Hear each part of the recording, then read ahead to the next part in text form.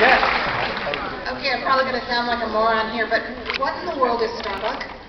What is Starbuck? Well, I'm really lost. You mean, is she an angel? Is she a clone made from the cells of her own ovary?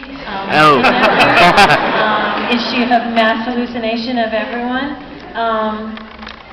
If a show ever doesn't make anything crystal clear, if it leaves it to your imagination, it wants it to be left to your imagination. Yeah.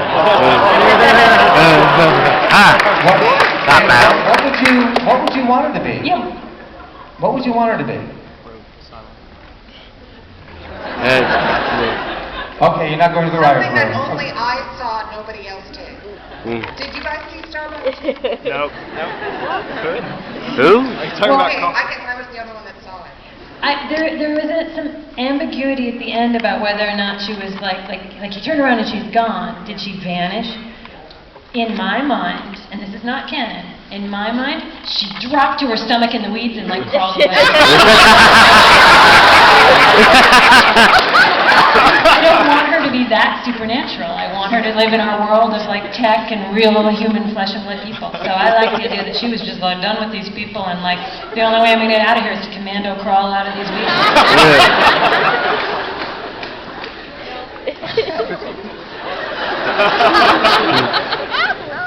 Hey, how's it going, guys? My name is Alex. I live right here in downtown San Diego, and big BSG fan, even bigger Caprica fan. But what the hell is going on with Blood and Chrome? I'm really pissed off. What's going on? I don't know. Have you heard anything?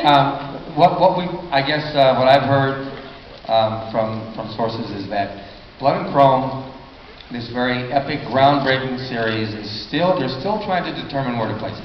They have made no decisions. It's not over. It's still in the pipeline. They're still trying to consider where is the best place to present this at the best time.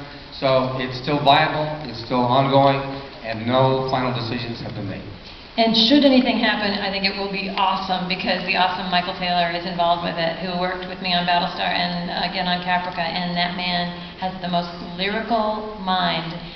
When he would pitch in the room, he'd be like, I see a freeway, and there's a truck coming down the freeway, and it's getting closer and closer, and the music is swelling, and then suddenly we're in a forest, and there's a bear. And it's just it's in his head, and it's lyrical, and it's gorgeous, and it's fully fleshed out. It's he doesn't have the start of an idea, he has an idea in 4 acts. So it should happen, it'll be amazing. Any ETA though? We've been waiting a long time. Yeah, that's a Tom Hanks question, really. Hey Tom, can you help us out? Soon? Soon? Really? Oh, there you go. We have inside word from a sci-fi executive that it says soon. How many people, by the way, saw the trailer?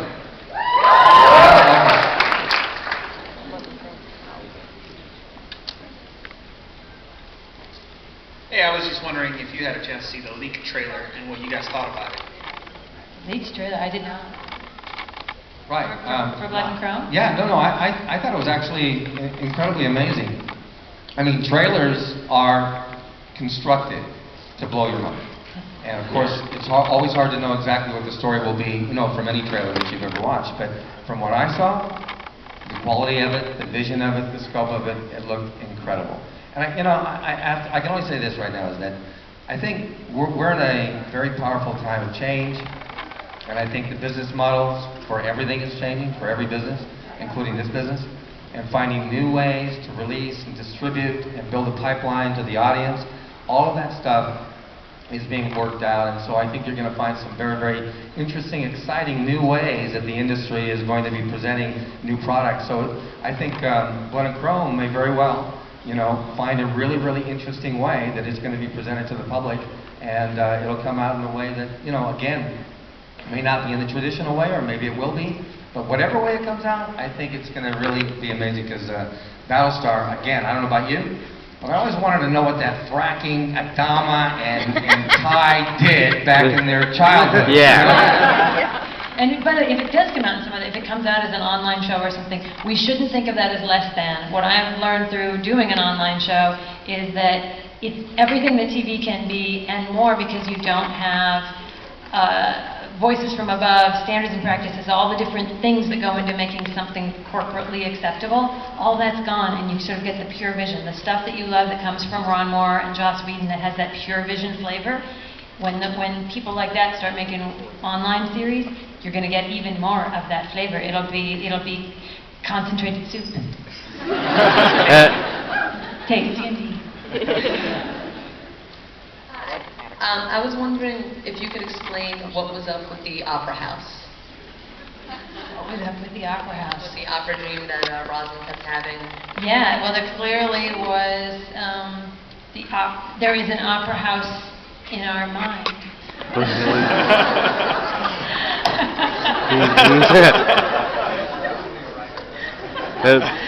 I don't have a good answer for you other than that she was clearly being drawn back in her mind to a place that had significance in the real world.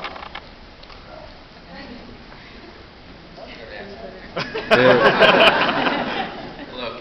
I have a question specifically for Richard about the demise of your own character, Tom Zarek, in the show, and about how he kind of had a really tragic ending, and I think opportunistic is an understatement as far as describing Zarek's personality.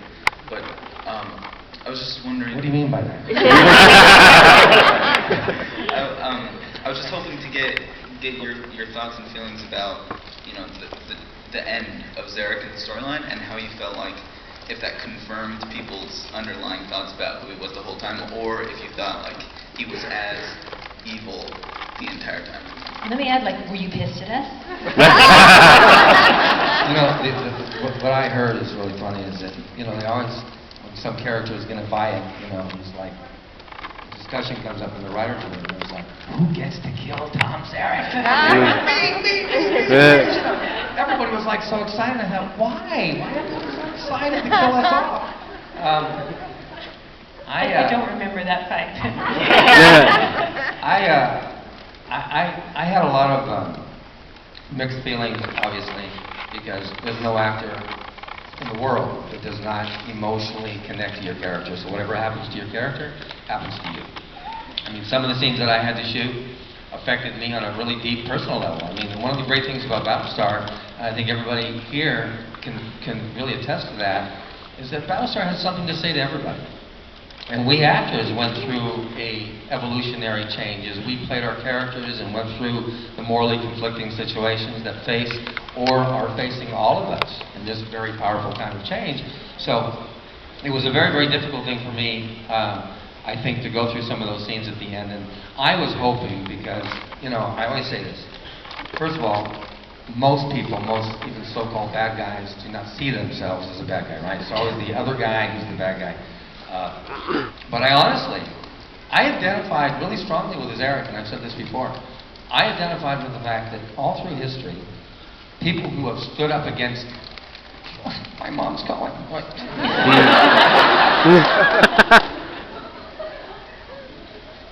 I'm not going to take it. No, answer it!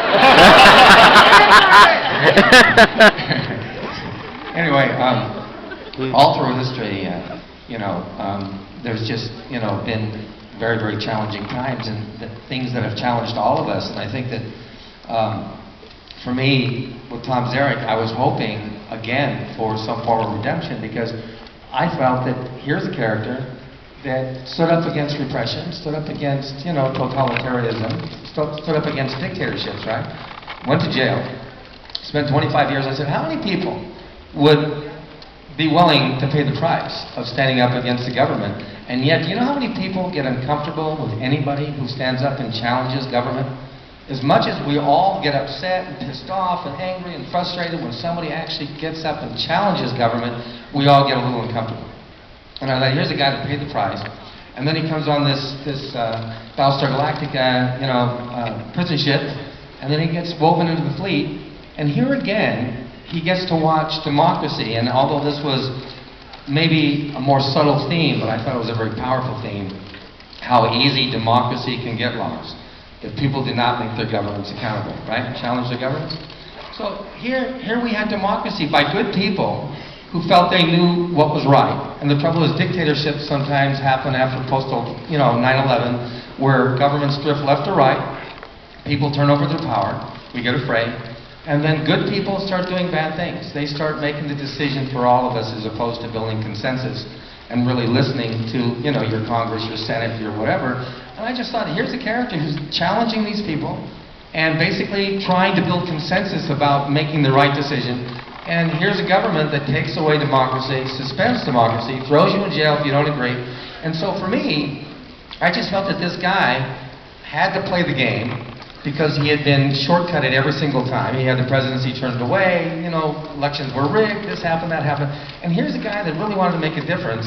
And I thought, I think he had 2 suits, So I don't think the guy was trying to have a big apartment and lots of money and stuff. I think he cared about making a difference. And yet people perceived him as the bad guy because Adama always skewed him as being the bad guy. But if you really watch him and listen to him, and even Apollo at the very end, he says if you can get past the arrogance, he's right. And, from what I heard, Ron Moore told the writers to always put the truth in Tom Zarik's mouth. The trouble is, how rarely do we really want to hear the truth? Yeah. It's like an actor in a performance and they ask you, did you like it? You can never, ever, ever tell the truth when someone asks you, to critique your performance. Anyway, I wanted some form of redemption at the end. I was hoping at some place, some insight, maybe I would have loved a scene with, Gaeta had the scene with Baltar. I would have loved to have had a couple of moments with Apollo since I kind of came into the show together with him and we did a lot of scenes together. I would have liked just a little insight into Zarik's motivations where you could have understood a little bit about what he was doing and why. But that was the most disappointing thing, but I gotta say, being on that show, probably the most amazing, actor-friendly, writer-producer show in history, most collaborative, most amazing crew and human beings. I've been in this business 45 years. I've never had a chance to do such an extraordinary, for me, character as Tom Zarik. And so for me, even playing it once would have been a blessing for me. And I got a chance to play it like 23. I think I played it as many times as I played the original Apollo character, which is kind of interesting. Anyway, thank you for your question. Before we go on, Dr. Kevin Grazer, give me a hand.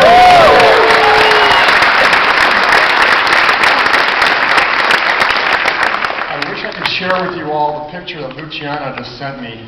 She sent me, is this awesome? She sent me, She's in her she car. obviously got caught in the same accident traffic I did.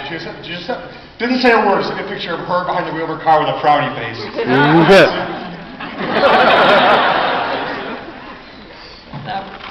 So Luciana perhaps may not be here in the next 5 minutes. Yeah, I can check to see if there's a header in the file, where she is. Hey guys, I love all your work, love Firefly and Battlestar, and my question is specific, I think maybe for Jane. It's regarding one of my favorite Battlestar moments. I believe it was the season 3 finale, the epic musical All Along the Watchtower reveal of the 4 of the 5. Right. And yeah, I get pumped just thinking about that. I just wondered, that was so brilliantly done cinematically. It's some of the best TV I've ever watched. I was wondering, who came up with that? What is the process like? Well, I can speak to the process in general. I joined the show, I was just a freelancer in season 3, so I wasn't in the room all the time as decisions like that were being made. I was sort of like, oh, I hope they talk about some of those things while we're here working on the episode I'm freelancing. But I was really just sort of pressing my ear against doorways, what can I hear? And I didn't join till after that in season 4.